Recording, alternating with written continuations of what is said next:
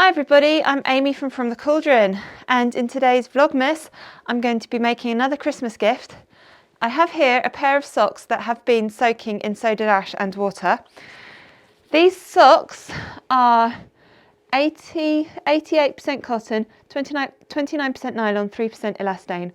So of all that, there's only 3%, which is the elastane, which won't take up any dye. And I'm going to dye these in a bag today. It might sound a bit strange, but if you followed my channel, you'll see I have done this before and I absolutely love it. It produces some really amazing results. I've never done this method with yarn. I've only ever done it with clothing. So I've got my socks in this bag. Everything I'm using today is dedicated for dyeing. I don't ever use it for food. And the dyes I'm going to use are Blue Violet and Wisteria. These are Fibre reactive dyes from Dyer. Now I've got my mask on, I've got my gloves on, and I have protected the surface with this old towel, which I have used multiple times for dyeing. There's dye all over it. Now I'm going to sprinkle on some of this Blue Violet. I love the way that Blue Violet splits into the colours it's made of. Put that there. I haven't put the lid back on just yet because I will be using more. Just a little bit of Wisteria.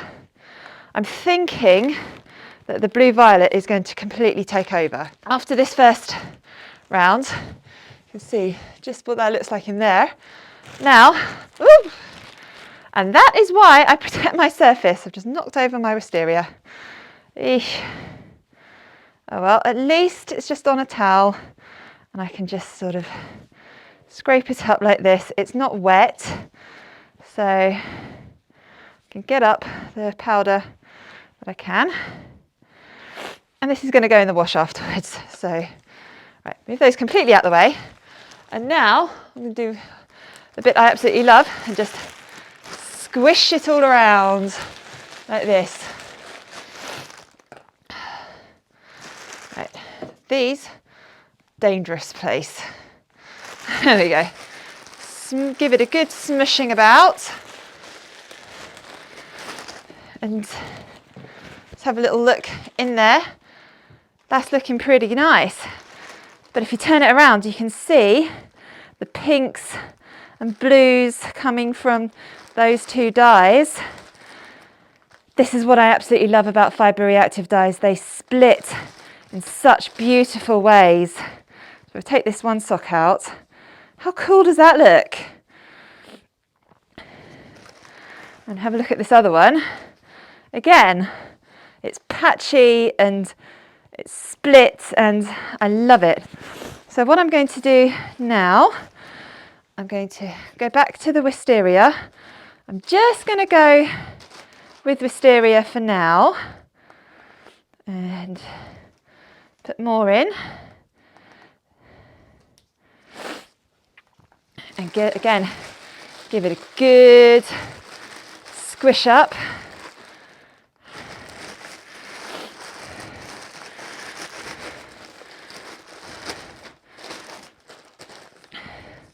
How great does that look? I love it.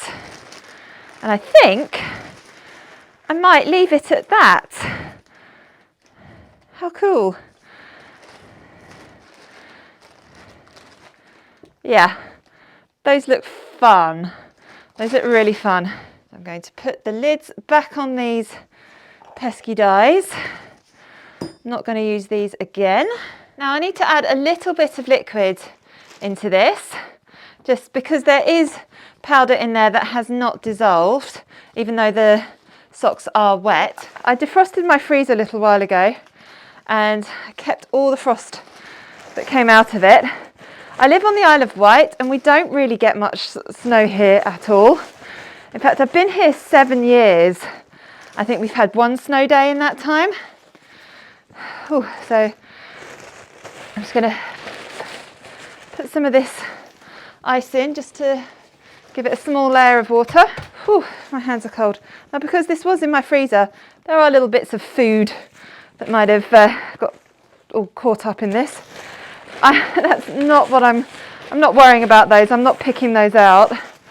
I'm just going to, they'll all get washed out in the end. Anyway, whew, I need some warmer gloves than this. That's probably enough now. Like that. Looking pretty good, I think. Give it another little smush about.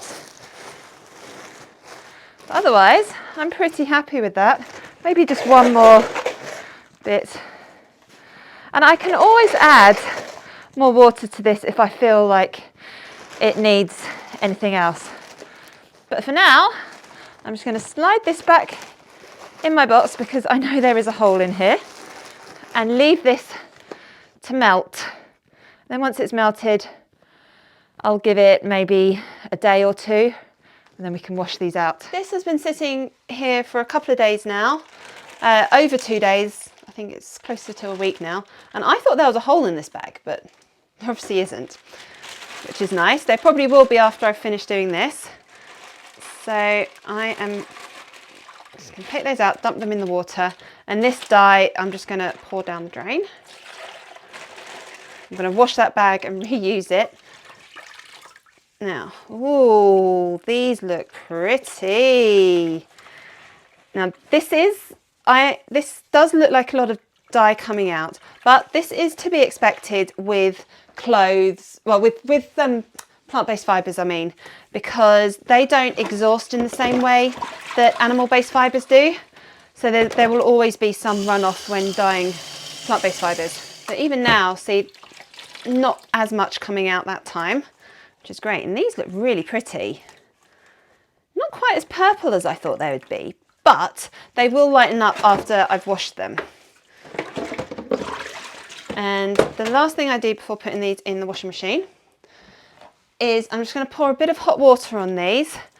Now, I'm not entirely sure how this helps the process, but it does apparently help get rid of some of that excess dye, helps the dye to bind. I'm not sure.